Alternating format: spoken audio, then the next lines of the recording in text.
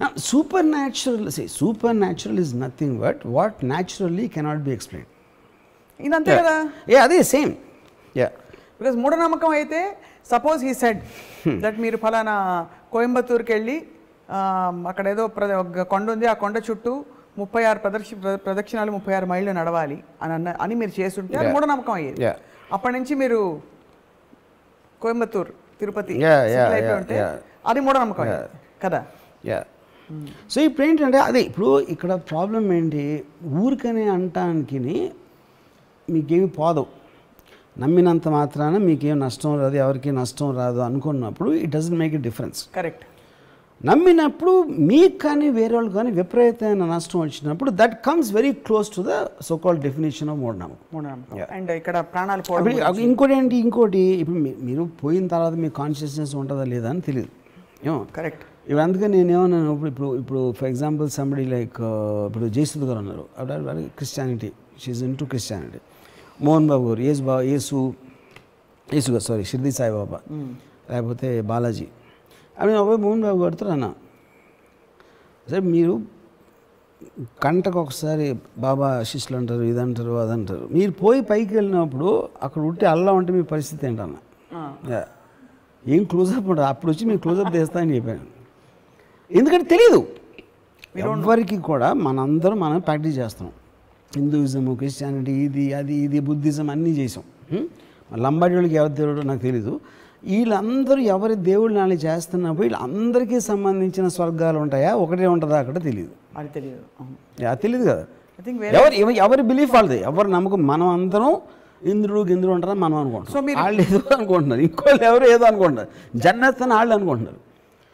పైకి వెళ్ళినోడు మళ్ళీ కిందకి రారు మనకి చెప్పడానికి, అక్కడ ఒకటే ఉంది చూసుకుంటాను వాళ్ళు చెప్పడానికి ఎవడు రాడు మళ్ళీ వెనక్కి లేదు. సో బేసిక్గా అది పాయింట్. అందుకని నేను అందరితో బాగుంటా, అందరితో. ఎందుకంటే ఎవరు ఉంటారో తెలియదు కాబట్టి అన్ని పార్టీల్లోనే ఒక చెయ్యేసి కృష్ణుడికి గోపాలుడికి నేను ఒకవేళ పోయే ముందు నాకు 5 minutes ముందు తెలిస్తే నేను అందరి దేవుళ్ళని పూజ చేస్తాను, అందరి దేవుళ్ళని పూజిస్తారు.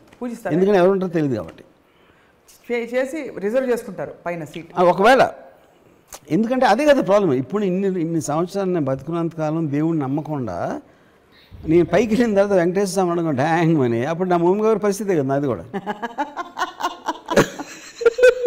అర్రే మళ్ళీ వెనక్కి పరిగెత్తి మళ్ళీ ఇంకొకసారి లైఫ్ బతకడానికి ఛాన్స్ ఇవ్వండి, నన్ను తిరుపతిలో పుట్టించిందని కోరుకోవాలి. అప్పుడు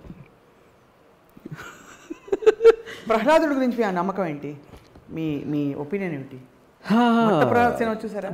ప్రహ్లాదుడు basically I think is the worst son ever born in history. ఎందుకంటే ఫాదర్ డ్రాన్ చేసాడు. మీరు ఎలాగో ఫాదర్ పుట్టించి పెంచి అన్నీ చేస్తే ఈయన ఎగస్ పార్టీకి వెళ్ళి ఓటేస్తే ఇంకేంటి పాయింట్? ప్రహ్లాదుడు దైవ స్వరూపుడు, స్వరూపుడు. ఇప్పుడు నేను మీరు ఫాదర్ సన్ గురించి అడిగారు చెప్పాను. ఫాదర్ సన్ మీరు తీసేస్తే ఈజ్ వన్ మోర్ భక్తుడు, ఏంటి పెద్ద విషయం దాంట్లో? అంతే. ఎన్నో లక్షల భక్తుల్లో ఒకడు. తండ్రికి ద్రోహం చేసిన భక్తుడు అదొకటే నా కేటగిరీ ప్రహ్లాదుడు. కానీ ప్రహ్లాదుడికి జరిగిన సంఘటనలు నమ్ముతారా? చదివారా? ఇప్పుడు ఏమైనా సినిమా చూసారా? Not real. ఏనుగుతో తొక్కిచ్చారు, అవి తెలుసు, నిప్పులో పడేశారు, అన్ని ఏం చేసినా కూడా ఏం అవ్వలేదు. విష్ణుమూర్తి కరెక్ట్గా టైం. ఇవన్నీ కూడా ఇవన్నీ మేము సినిమాలు తీసినప్పుడు కమర్షియల్స్ చేస్తాం కదా, దైవభక్తి పెంచడానికి చేసిన కమర్షియల్స్ ఇవన్నీ ప్రమోస్. అంతేగాని అంతకంటే ఏం లేదంట. ఏముంటుంది అంతకన్నా? అందుకని చెప్తున్నా, ఇన్ని కథలు చెప్పారు కాబట్టి హిందూయిజం బిలీఫ్లో డిగ్రీ ఎంత ఇంటెన్సిటీ తగ్గడానికి ఇది కారణం.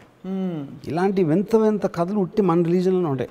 అది ఫోకస్ ఆఫ్ ఆస్పెక్ట్, ఎందుకు మీరు ఒక శక్తిని పూజించాలి అనే దాని ఫోకస్ పక్కన పడేసి ఈ పెట్ట కథల్లో ఉంటాం మనం ఎంతసేపు. అది అంటే ద లార్జ్నెస్ మొత్తం అంతా కూడా లార్జ్నెస్ని స్మాల్ చేసి మనం హ్యూమనైజ్ చేస్తున్నాం దాన్ని. అప్పుడేంటి వినాయకుడు, ఇప్పుడేంటి ఇప్పుడు ఎవరు దూరంగా ఎంత తొందరగా ప్రపంచం చుట్టూ వస్తారు అంటే వినాయకుడేమో మదర్ చుట్టూ పరిగెట్టి, అంతకన్నా మ్యానిపులేషన్ ఉంటుంది ఎప్పుడైనా? అది ఇప్పుడు ఆబ్వియస్లీ తను పొట్టేసి ఉన్నాడు కాబట్టి తను పరిగెత్తలేడు. సో ప్రహ్లాదుడు పర్ఫెక్ట్గా ఉండి నిజంగా పరిగెట్టి వస్తే మ్యానిపులేషన్ తోటి అది అంతకన్నా మీరు వ్యత్యాసం ఎలా ఉంటుంది మదర్కి ఓం గం గణపతి ఏమనుకోండి మదర్కి అంతకన్నా వ్యత్యాసం ఎలా చూపెడతాను చెప్పండి. అది manipulation. ఇద్దరు పిల్లలే కదా, మరి ప్రహ్లాదుడు ఎందుకు వినాయకుడు అంత ఫేమస్ దేవుడు అవడు? అది సో కాబట్టి ఆ కథలు వింటే మీకు ఇలా అనిపిస్తుంది? అనిపించడం కాదు, ఐ ఫీల్ అలాంటి కథలు వందలు వేలు చేసేసి they diffuse the impact of the religion, of the god and the impact of the very idea of religion. And we have yet another highest philosophy Hinduism గురించి మాట్లాడతారు కాబట్టి నేనే దేవుణ్ణి.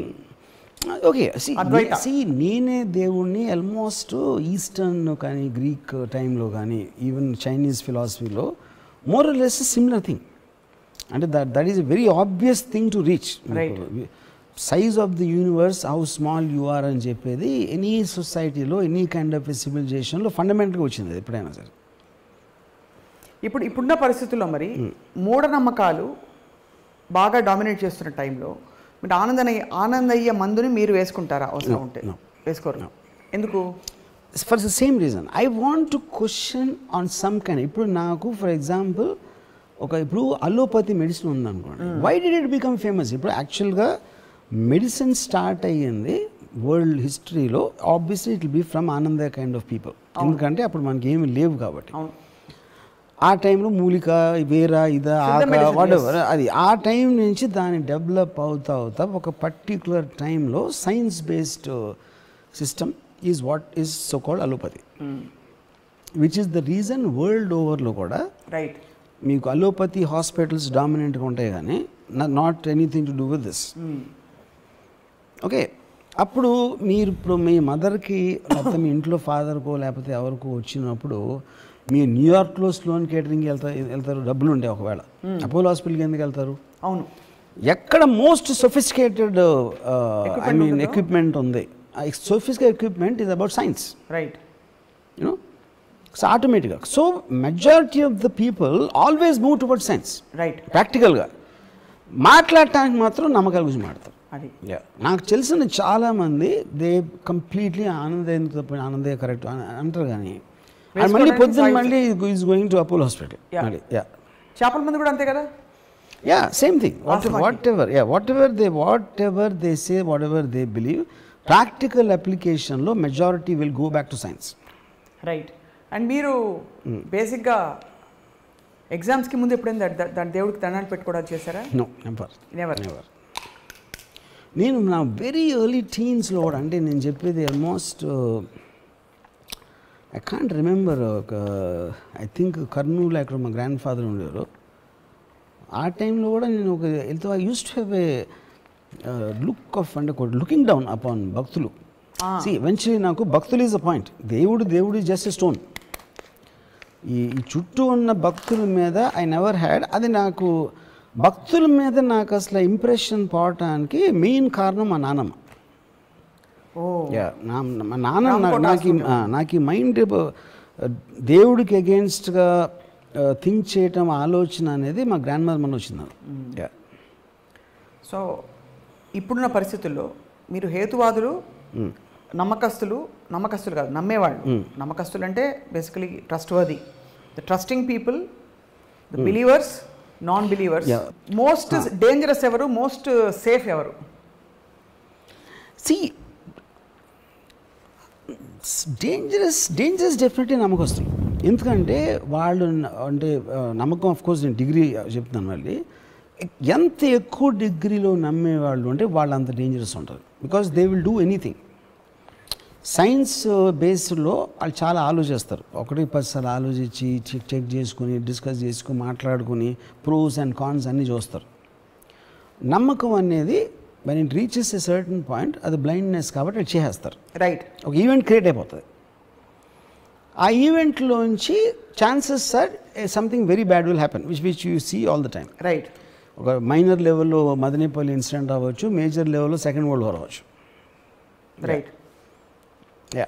So I think the point is, but world moving forward అని మాట్లాడినా అంటే ఇప్పుడు చాలామంది నమ్మేవాళ్ళు they don't matter to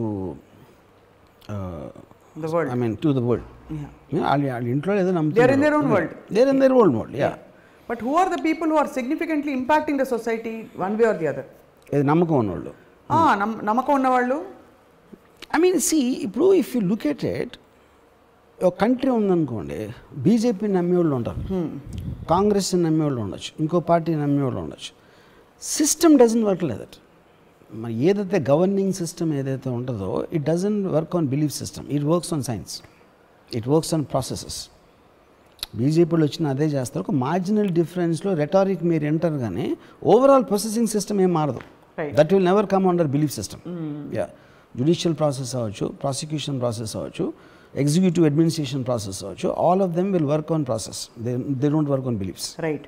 what you feel about the strong non believers? లేదు లేదు లేదు అని అర్చి గీపెట్టి చెప్పేవారు. See, strong non-believers are as stupid as all they're worse than మూఢనమ్మకాలు.